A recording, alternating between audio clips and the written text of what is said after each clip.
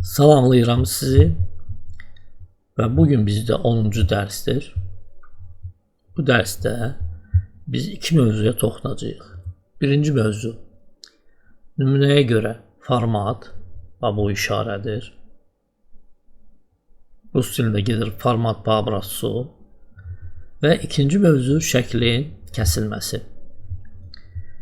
Keçən dərsdə mən sizə demişdim ki, PowerPoint-un imkanları Photoshop proqramına nisbətən məhduddur. Amma əgər hansısa bir əməliyyatı tez və qısa zamanda eləmək lazımdırsa və yaxud sizdə Photoshop proqramı yoxdursa, yaxud siz Photoshop proqramını bilmirsinizsə, onda PowerPoint-un imkanlarından istifadə eləmək olar. Gəl indi baxaq birinci mövzuya, nümunəyə görə format.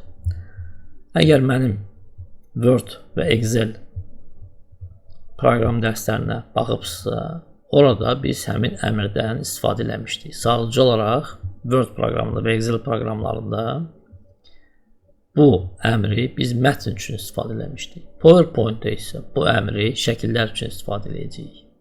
Yəni onlara tətbiq edəcəyik.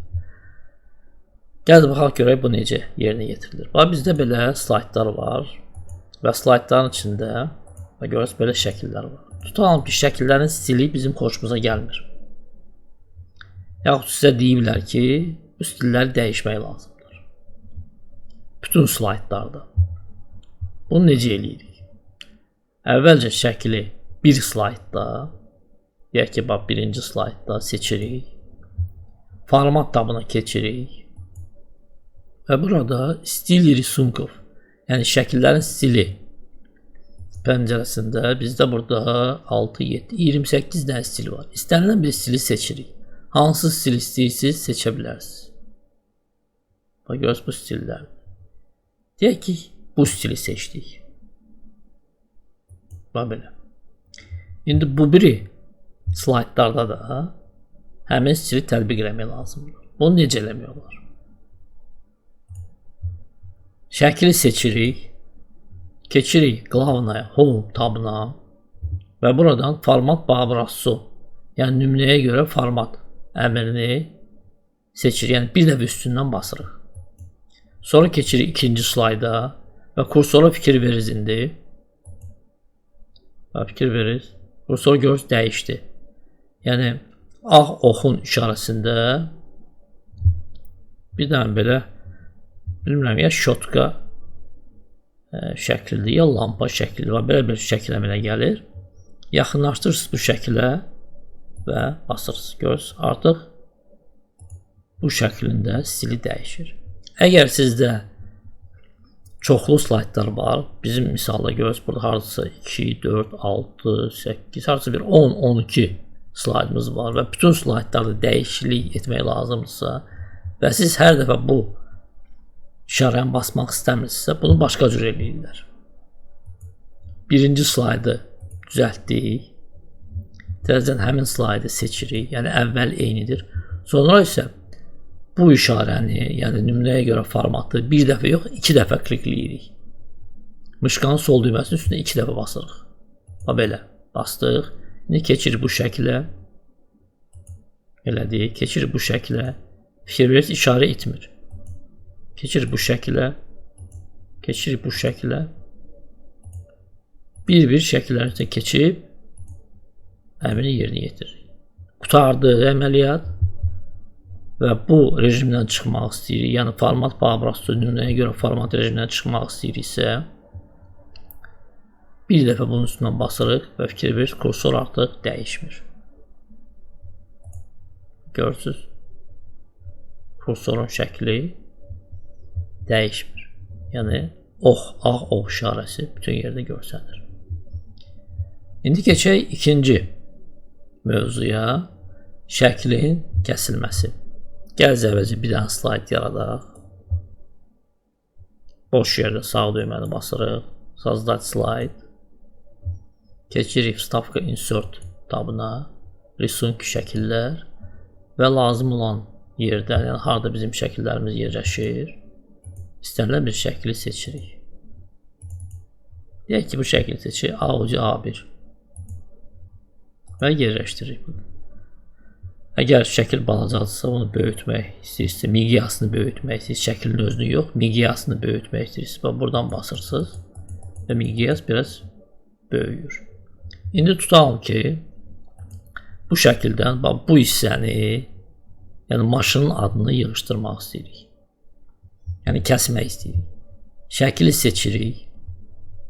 Format tab açılır. Keçir bura.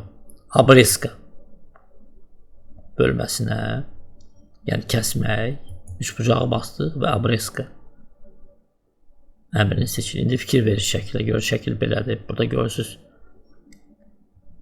dairələr var belə ağ rəngdə.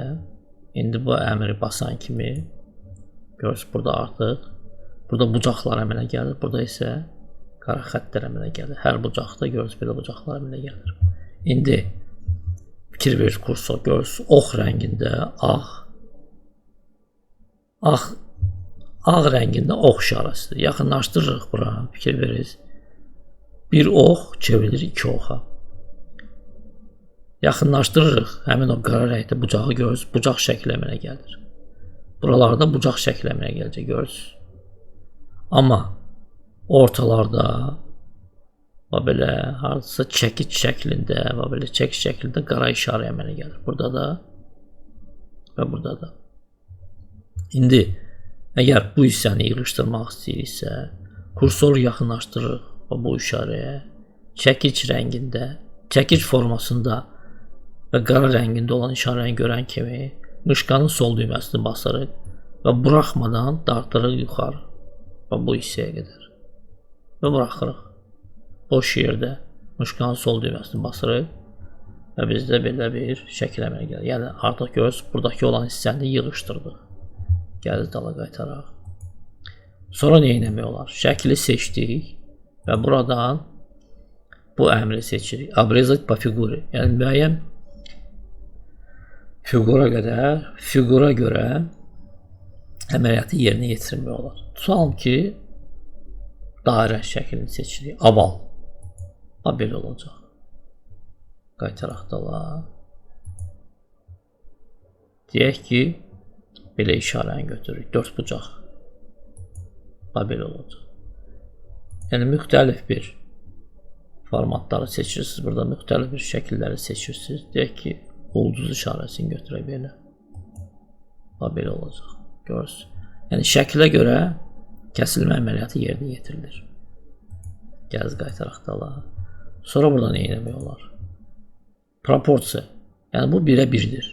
Tutalım ki, eləyirik. Deyək ki, 3-5-ə. Belə kəsəcək. Yaxud götürürük 5-4-ə.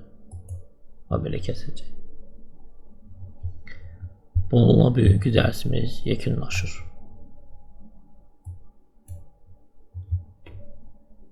Bugünə bu qədər. Təşəkkürlər.